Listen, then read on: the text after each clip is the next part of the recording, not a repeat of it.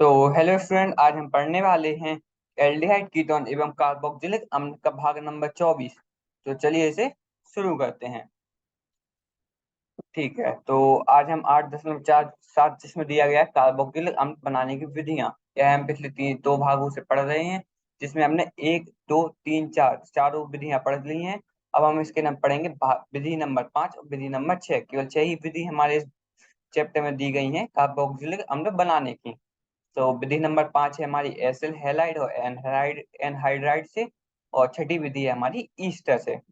ठीक है, तो कार्बोक्सिलिक अम्ल बनाने की कुछ महत्वपूर्ण विधियां निम्नलिखित हैं। इसमें हमें 6 विधि हमने इस चैप्टर में पढ़ रखी हैं।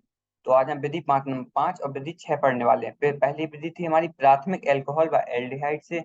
दूसरी विधि थी हमारी एल्किल बेंजीन से। तीसरी थी हमारी नाइट्राइल और एमाइड से। चौथी थी हमारी गिगनार अभिकर्मक से।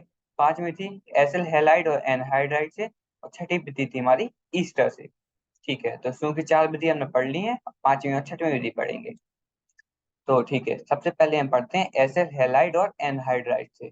सबसे पहले यही देख लेते हैं कि एसिल हैलाइड और एनहाइड क्या होता है। ठीक है, तो सबसे पहले देखते हैं एसिल हैलाइड क्या होता है।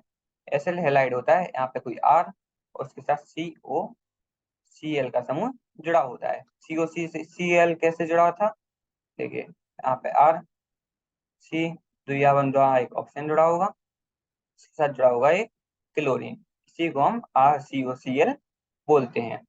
और जो हमारा एनहाइड्राइड है, एनहाइड्राइड का थोड़ा लंबा सा फॉर्मूला है, तो देखिए भाई कुछ इस तरीके से होता है। यहाँ पर दुइया बंधुआ दो ऑप्शन जुड़े थे हमारे,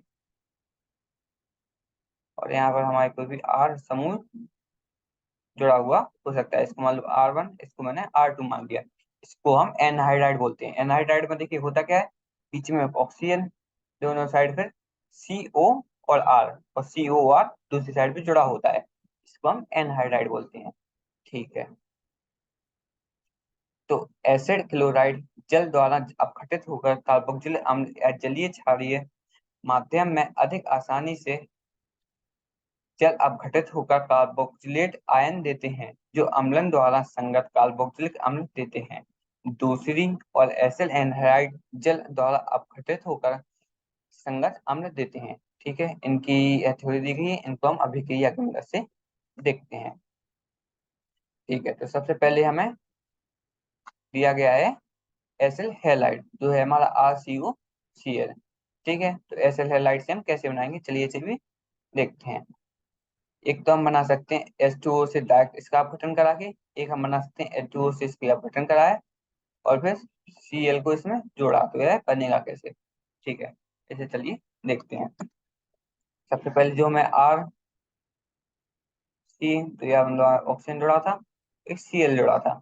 इसका हम जब जल के साथ अपघटन कराते हैं तो होता क्या है, H2O से क्या निकलेगा, H2O से निकलेगा H+ और OH-। ठीक है, OH- क्या करेगा, OH- इस Cl को यहाँ से हटाएगा, खुद आके जुड़ जाएगा, तो यह बन जाएगा RC। ये बंदा ऑक्सीजन जुड़ा होगा और यहाँ पे जुड़ा होगा OH। ठीक है, तो यहाँ पे COOH समूह हमें मिल चुका है, और इसी को हम कार्बोक्सिलिक अम्ल समूह कहते हैं। और होता क्या है, एक हाइड्रोजन जो है हमारा वह Cl के साथ जुड़ के यहाँ पे HCl बना लेगा। देखिए Cl जो हमारा आखिर में निकला है, वह हाइड्रोजन के साथ जो हमारा बचा हुआ है उसके साथ वह जुड़ जाता है, तो यहाँ से हमें कार्बोक्सिलिक अम्ल मिल जाएगा। और Cl हमारा जो कि हाइड्रोजन के साथ जुड़ के HCl निकल जाएगा। इसकी दूसरी विधि क्या होती है कि पहले हम जल के साथ, देखिए यह यही दिया गया है, पहले हम जल के साथ अभिकरण कराएंगे। ठीक है, तो यहाँ पर होगा क्या, पहले हमारा Cl निकल गया और एक CHO यहाँ से जुड़ जाएगा, तो यह बन जाएगा हमारा RCOO। लेकिन एक हमारा एक आपन बचा हुआ है, देखिए कुछ इस तरीके से था ना, ये RC, तो यह बंदा ऑक्सीजन जुड़ा है, एक यहाँ पर O जुड़ा है, तो O का केवल एक ही आवन बना हुआ है, तो यहाँ पर O के ऊपर एक माइनस चार्ज आ जाएगा। तो इसको हम पूरे करके RCOO- लिख देते थे, जो कि यहाँ पे बन जाएगा। जब हमने Cl को इसमें जोड़ा और जल की उसमें मदद से, तो यहाँ पे होता क्या है, यहाँ पे यही बन जाता है RCOO। एच, जो हमारा दूसरा हाइड्रोजन आया बस ऑक्सीजन के साथ जुड़ के RCOOH का समूह यहाँ पे बना लेगा। ठीक है, और अंतिम में हमारा HCl जो कि अलग से निकलता है वो निकल ही जाएगा। ठीक है, तो यह इस तरीके से बना लेता है। ठीक है, अब हम देखेंगे बेंजोइक एनहाइड्राइड से यह कैसे बनता है। एनहाइड्राइड मैंने आपको बताया क्या था, ऑक्सीजन बीच में, कार्बन कार्बन कार्बन के साथ भी द्विआवन से ऑक्सीजन जुड़ा हुआ है, और इनके साथ एक एक आर, मान लो इसको मैंने R2 मान लिया, इसको मैंने R1 मान लिया, यह जुड़ा था, यह हमारा एनहाइड्राइड था। इसका नाम क्या है, इसका नाम है बेंजोइक एनहाइड्राइड। मतलब कि इसमें ऑक्सीजन तो बीच में है, साथ में CO C6H5 इसमें जुड़ा हुआ है। देखिए, चलिए इसको बना के देखते हैं कि यह होता कैसे। ऑक्सीजन बीच में जुड़ा है, एक साइड एक साइड, इसमें C है, कार्बन हमारा दोनों में जुड़ा है, यह तो हमारा होने ही वाला है। ठीक है, इतना हो जाएगा। अब इसमें क्या है, इसमें एक बेंजीन की रिंग इस साइड जुड़ी होगी। ठीक है, एक बेंजीन की रिंग इस साइड जुड़ी होगी, दोनों साइड बेंजीन की रिंग जुड़ जाएगी। इसी को हम बेंजोइक एनहाइड्राइड बोलते हैं। ठीक है, इसमें होता क्या है, जब हमने सेल के साथ इसका अपघटन कराया, ठीक है, इसका अपघटन मैंने करा दिया, होगा क्या, या आयन यहाँ से टूटेगा या आयन यहाँ से टूटेगा।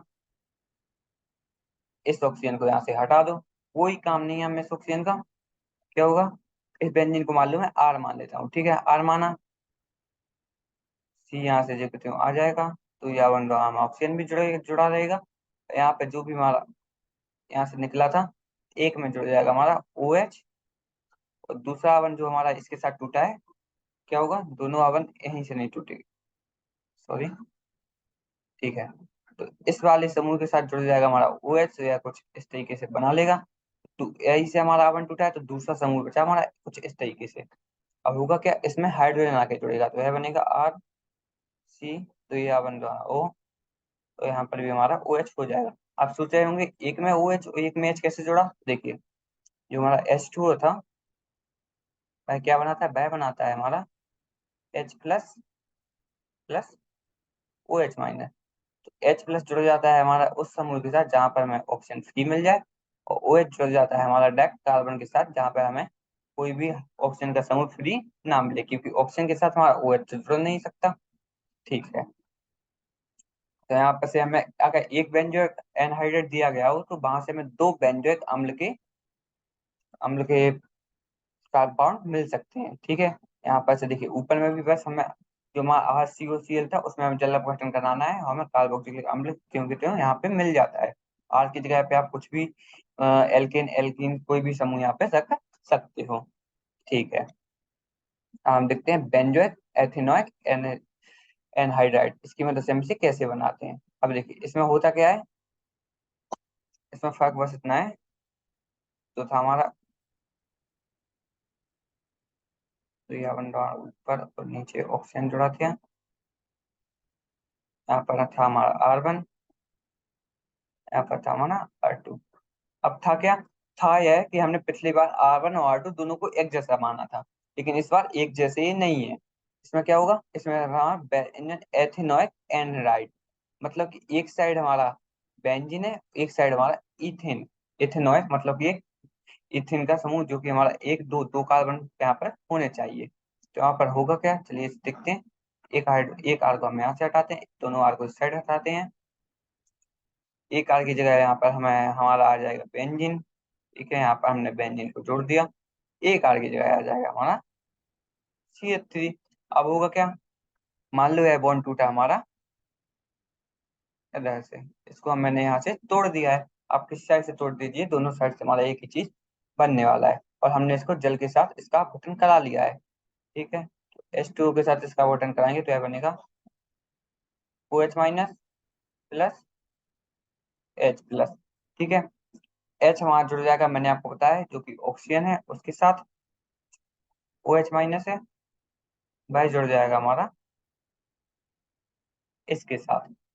ठीक है, ओके। तो देखिए, तो यहाँ से बेंजीन की रिंग को मैंने R मान लिया, मान लो R, यहाँ से आ जाएगा C, तो यह बन पे ऑक्सीजन, और यहाँ से जो हमारा OH समूह जुड़ा सीधे कार्बन के साथ कुछ इस तरीके से जुड़ जाएगा। अब ठीक है, प्लस में देखिए इस तरीके से यहाँ पर आएगा CH3 कार्बन, तो ये अपन जुड़े हुए हैं। और यहाँ पर जो हमारा ऑक्सीजन था वह भी जुड़ा हुआ है, इसके साथ जुड़ जाएगा हाइड्रोजन, तो यह बन जाएगा CH3COOH। और यहाँ पर हमारा बन जाएगा RCOOH। यहाँ पे आप R की जगह पे आप हटाकर बेंजीन लगा सकते हो। बेंजीन को वैसे हम C6H6 भी लिख सकते हैं, ठीक है। तो देखिए यहाँ पर बन जाएगा C6H6COOH, यहाँ पर बन जाएगा CH3COOH, ठीक है। तो यहाँ पर बन गया C6H5COH। देखिए सॉरी सॉरी, यहाँ पर C6H5 आएगा क्योंकि हमारा एक समूह तो यहाँ पे एक C6H5 तो हम ऐसे अकेले अकेले लिखते थे जब इसके साथ कोई भी समूह नहीं जुड़ा था, ठीक है। लेकिन अगर इसके साथ कोई भी मतलब और जुड़ा हुआ है तो हम यहाँ पे एक हाइड्रोजन को हटा देते थे, ठीक है। तो यहाँ पर C6H5 आ जाएगा। ओके, बिल्कुल सही। C6H5COOH आ गया, जिसको हम बेंजोइक अम्ल कहते हैं, ठीक है। और उसके बाद आ गया हमारा CH3COH। C6H5CH को देखिए ये थोड़ा सा यहाँ पे बनाए, वैसे आप क्या था, एक हाइड्रोजन को आप हटाइए, COOH समूह को जोड़ दीजिए, इसी को हम बेंजोइक अम्ल बोलते थे। बिल्कुल ठीक। तो ठीक है, अब हम पढ़ने वाले हैं ईस्टर की मदद से इसे कैसे बनाते हैं। ईस्टर की मदद से हम इन दोनों अभिक्रियाओं को भी देखेंगे। तो ईस्टरों को के अम्लीय जल अपघटन से सीधे ही कार्बोक्जिलिक अम्ल प्राप्त होते हैं, जबकि क्षारीय क्षण अपघटन द्वारा कार्बोक्जिलेट प्राप्त होते हैं, जो अम्ल द्वारा संगत कार्बोक्जिलिक अम्ल देते हैं। यह यहाँ पे बस थ्योरी दी गई है, हम इसको बस एक अभिक्रिया की मदद से समझेंगे, ठीक है। देखते हैं कि इसमें होता क्या है। सबसे पहले हमें एथिल बेंजोएट दिया गया है। देखिए ईस्टर में होता क्या है, आप कोई भी एल्कोहल लीजिए, उसका कोई भी कार्बोक्सिलिक अम्ल के साथ अभिक्रिया करा दीजिए, हमें यहाँ पे ईस्टर मिल जाएगा। ईस्टर को मान लो मैंने ई मान लिया, ठीक है। इसको हम एक उदाहरण की मदद से समझते हैं। मान लो मेरे पास है CH3 और OH, ठीक है। उसी के साथ है मेरे पास मेरे पास मान लो C2H5COOH, ठीक है। अब होगा क्या है यहाँ पे, होगा कुछ इस तरीके से, यहाँ से OH निकलेगा, यहाँ से हाइड्रोजन निकलेगा, और यह दोनों निकल के साइड में चले जाएंगे और अपना H2O बना लेंगे, ठीक है। अब यहाँ पे जो बचा हुआ है वह इस तरीके से जुड़ेगा। मान लो यहाँ पे C2H5, बीच में है हमारा CO, और यहाँ पर है हमारा फिर से O, और फिर हमारा CH3। इसी को जो हमारा द्वारा बना है, यहाँ से आपको एक H हटाना है, एक OH हटाना है, जो कि हमारी बाकी चीज बटी हुई है, उसी को हम ईस्टर बोलते हैं, ठीक है। बस यहाँ पर फर्क कितना है, फर्क कितना है, यह मेरी पहली चीज है, यह मेरी दूसरी चीज है। आप इसको एल्कोहल या फिर इसको कोई एल्कोहल मान सकते हो, या फिर इसको आप कोई कार्बोक्सिलिक अम्ल मान लो, या फिर इसको कोई कार्बोक्सिलिक अम्ल मान लो, ठीक है। तो अब करना क्या है, आपको बस इसका जल अपघटन कराना है। देख लीजिए ऐसे ही था ना, हमारा ईस्टर बन रहा था और हमारा H2O अलग से बन रहा था। वो भी किसकी वजह से, वो बन रहा था हमारा एल्कोहल प्लस कार्बोक्सिलिक एसिड की मदद से, ठीक है। तो जब हम इनकी अभिक्रिया उल्टी कराएंगे कि ईस्टर को जल का अपघटन करा दिया, तो हमें एल्कोहल व कार्बोक्सिलिक अम्ल पहली अंतिम में मिल ही जाएगा, ठीक है। ठीक है, तो हम करना क्या है, इस कार्बन जो हमने पहले जोड़ा था बस यहीं से तोड़ दीजिए, ठीक है। इसको हम ध्यान से बना के देख लेते हैं कि यह था कैसे। यह था हमारा कुछ इस तरीके से O, इसके साथ था हमारा C2H5, ठीक है। इसका बंदा आप यहीं से तोड़ दीजिए, और होता क्या है, H2O कुछ इस तरीके से मिलता है हमें, OH minus plus H plus, ठीक है। H प्लस क्या करेगा, H प्लस आके इसके साथ जुड़ जाएगा, OH माइनस क्या करेगा, OH माइनस आके जो जिसके साथ ऑक्सीजन नहीं है उसके साथ आके जुड़ जाएगा, ठीक है। ठीक है, बिल्कुल ठीक। ओके, तो यहाँ से एक अपन तो कुछ बीच का टूटने वाला है, सॉरी, यह वन नहीं टूटना था। ओके, यह वन हमारा टूट जाएगा। यहाँ पर होगा क्या, यहाँ पर हमारा ओ एच जुड़ जाएगा, और इसका इसके साथ जुड़ जाएगा हमारा हाइड्रोजन। देखिए, तो यहाँ से C2H5OH मिल जाएगा, यहाँ से हमें मिल जाएगा COOH का समूह, और यहाँ पर हमारी बेंजीन, बेंजीन जो कि हमारी C6H5 है तो हमारी जुड़ी हुई है। ठीक है, तो देखिए C6H5COH समूह यहाँ से मिल गया, जिसको हम बेंजोइक अम्ल बोलते हैं। उसके साथ ही हमारा C2H5OH मिल गया। ठीक है, जो कि हमारा एल्कोहल है। आपको पता होगा एल्कोहल और अम्ल मिलकर सॉल्ट प्लस वाटर बनाते हैं। सॉल्ट यहाँ पर क्या है हमारा एथिल बेंजोएट, इसको हम ईस्टर भी कहते हैं। ठीक है, ईस्टर बनता है और हमारा जल बनता है। जब हम इनकी उल्टी अभिक्रिया करा सकते हैं, देखिए यहाँ बना हुआ है कि इसकी अभिक्रिया हमारी उल्टी भी हो सकती है, जहाँ से हमें बेंजोइक अम्ल और एल्कोहल मिलके हमारा ईस्टर भी वापस से बना देंगे। ठीक है, इसकी दूसरी अभिक्रिया क्या दी गई उसको भी हम देखते हैं। तो दूसरी अभिक्रिया है हमारी CH3CH2CH2COO C2H5। यह कैसे बना, चलिए इसे देखते हैं। तो बस आपको क्या करना है, दोनों ऑप्शन के बीच से आवंदिक तोड़ दीजिए। मान लीजिए इसको मैंने यहाँ को इसको आर मान लिया है। ठीक है, इसको आर मान लिया, यहाँ से सी है हमारा, तो यह बन रहा है एक इसके तरीके से, और यहाँ पर है हमारा C2H5। आपको बस यहाँ से आवंत तोड़ देना है। ठीक है, यहाँ से इस आवंत को तोड़ दिया। ओके, तोड़ा। अब आपको क्या करना है, H2 था जो मेरा, जैसे यहाँ पे H2 नहीं NaOH का समूह रिएक्शन है, तो चलिए उसी से आगे से देखते हैं। NaOH था, अब देखो फर्क बस इतना है, H2O था तो वह निकलता था हमारा H plus plus OH minus, लेकिन हमारा जो NaOH है वह टूटेगा हमारा Na plus plus OH minus. तो जहां पर हम पहले OH माइनस जोड़ते थे वहां पे हमें OH माइनस ही जोड़ना है, और जहां पर हम H प्लस जोड़ते थे वहां पे हमें Na प्लस को जोड़ देना है। ठीक है, तो O के साथ हम जोड़ लेंगे Na प्लस, क्योंकि वहां पर हमें हाइड्रोजन जोड़ते थे, और जहां पर कार्बन के साथ कोई भी ऑप्शन नहीं जुड़ा है, सीधे सीधे हमें समूह जोड़ना है, वहां पर हम OH माइनस को जोड़ देंगे। ठीक है, बिल्कुल ठीक। ठीक है, इसको इरेज कर लेते हैं। ओके, तो होगा क्या यहाँ पे, C डबल बॉन्ड O, और देखिए यहाँ पर जुड़ने वाला था हमारा OH, और जो हमारा जो यह है इसके साथ जुड़ने वाला था हमारा इस तरीके से। ठीक है, तो वह जुड़ जाएगा। अब होता क्या था, यह जो हमारा CnO C2H5 बना है, और जो हमारा इस तरीके से यह बना है। देखिए, अब हो क्या सकता था, जो हमारा NaOH था वहां से हमारा Na plus plus OH minus निकला। देखिए, अब यहाँ पे मान लो मैं एक हाइड्रोजन यहाँ पे जोड़ दूं, तो यह बन जाएगा HOCH2H5। ठीक है, यह इस तरीके से भी बन सकता है, लेकिन इसमें एक फर्क है, यह कुछ इस तरीके से भी टूट सकता है कि यहाँ पर आ जाए, मान लो H प्लस एक साइड निकल जाए और Na माइनस एक साइड निकल जाए। ठीक है, तो इसके साइड, तो अब क्या फर्क है, अब बस इसमें इतना फर्क है कि हमें जो कि सीधे सीधे कार्बोक्सिलिक अम्ल मिल रहा था वह नहीं मिलेगा, और यहाँ पर जो हमें Na मिल रहा था इसके साथ C2H5 बेंजीन रिंग के साथ, वह हमें वहां पर H हाइड्रोजन मिल जाएगा। तो ठीक है, होगा क्या,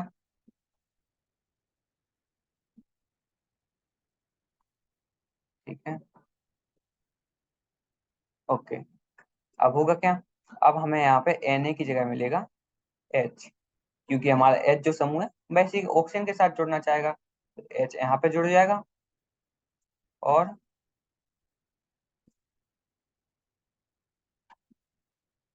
जो हमारा Na है वह यहाँ पर आगे जुड़ जाएगा। तो ठीक है, जिस भी चीज के साथ Na है, आपके साथ आपको बस क्या करना है, उसका जल अपघटन कराना है। जल अपघटन आपने कराया, NaOH यहाँ से निकल जाएगा, और जो हमारा एक हाइड्रोजन बचा हुआ है वह O के साथ आके जुड़ जाएगा, तो यहाँ से मिल जाएगा हमें RCOH, और हमारा जो कि दूसरा एल्कोहल है वह भी निकल जाएगा। देखिए, यहाँ पर भी दिया गया है CH3 CH2 CH2 COO Na। यहाँ पर डायरेक्ट H भी आ सकता है और Na भी आ सकता है। बस आपको क्या करना है, जिसके साथ भी Na है उसका उसका जल के साथ आप घटन कराइए और हमें उसके बाद अम्ल या फिर एसिड एल्कोहल मिल सकता है। फिर देखिए C2H5OH हमें यहाँ सीधे सीधे मिल गया, क्योंकि इसके साथ Na नहीं आया। और इसका हमने जब जल अपघटन कराया है तो हमें मिल गया CH3 CH2 CH2 COOH। इसको हम ब्यूटेनोइक अम्ल बोलते हैं। ब्यूटेनोइक अम्ल क्यों बोलते हैं, क्योंकि यहाँ पे 1 2 3 4 कार्बन है, जिसको हम ब्यूटेन नाम रखेंगे, और ई की जगह पे हम हटा देंगे तो रखा देंगे वहां पे ओइक अम्ल। इसका नाम हो जाएगा ब्यूटेनोइक अम्ल। ठीक है, तो बस हम आज पढ़ चुके हैं कार्बोक्सिलिक अम्ल बनाने की विधियां। उनके अंदर हमने एसिड हैलाइड और एनहाइड्राइड से कैसे बनाते हैं, उसके अंदर में हमने ईस्टर से कैसे बनाते हैं, भाई ईस्टर कैसे बनता है वह भी हमने देख लिया है। ठीक है, तो आगे हम पढ़ेंगे उदाहरण 8.5 को। इसको भी हम पढ़ने वाले हैं। इसमें हमने जो भी अभी पहले पढ़ा है उसका प्रयोग है, तो आप उसको जरूर पढ़ के आइएगा। ठीक है, तो बस आज का भाग यहीं पे खत्म करते हैं। धन्यवाद।